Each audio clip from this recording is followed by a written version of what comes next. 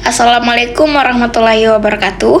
Perkenalkan, nama saya Nur Anisha dengan NIM L04 125 1050 dari Prodi Agrobisnis Perikanan. Di sini saya akan menjelaskan apa itu pengertian dan konsep dasar sedimen dan sedimentasi dari berbagai sumber seperti ChatGPT dan 3 buku referensi lainnya. Yang pertama, dari sumber ChatGPT mengatakan bahwa sedimen adalah material padat seperti pasir, lumpur, atau kerikil yang terbentuk dari pelapukan batuan dan kemudian diangkut oleh air, angin, atau es. Oke, kemudian ada pula pengertian dari sedimentasi, yaitu adalah proses pengendapan sedimen di suatu tempat setelah diangkut dari lokasi asalnya. Nah, proses ini terjadi di sungai, danau, laut, ataupun daratan.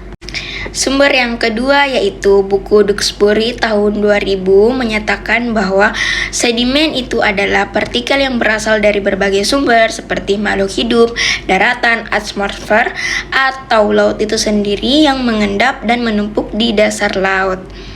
Selanjutnya ada pula pengertian dari sedimentasi, yaitu adalah proses pengendapan partikel sedimen ke dasar laut.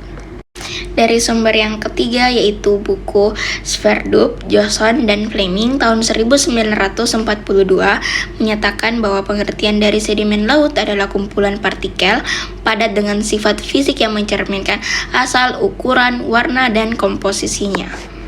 Kemudian ada pula dari pengertian sedimentasi, yaitu proses pengendapan partikel di dasar laut akibat pengaruh arus, gravitasi, dan aktivitas organisme.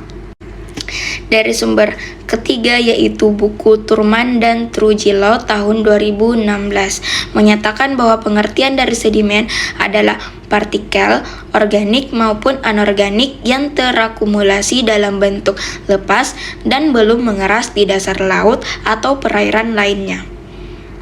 Selanjutnya, pengertian dari sedimentasi yaitu adalah proses pengendapan partikel ke dasar laut akibat gaya gravitasi dan pengaruh arus laut. Jadi, kesimpulan yang bisa kita ambil dari 4 sumber itu adalah ChatGPT hanya menjelaskan secara singkat dan menyebutkan elemen-elemennya. Sedangkan dari sumber yang kedua yaitu buku Duxbury tahun 2000 menekankan konsep sedimen sebagai material yang berasal dari darat maupun laut yang mengendap di dasar samudera melalui proses alami seperti erosi dan arus laut. Jadi sumber yang ketiga itu dari buku Sverdrup tahun 1942 menjelaskan sedimen dan sedimentasi secara ilmiah mendalam sebagai hasil proses fisik, kimia, dan biologis yang membentuk endapan di dasar laut.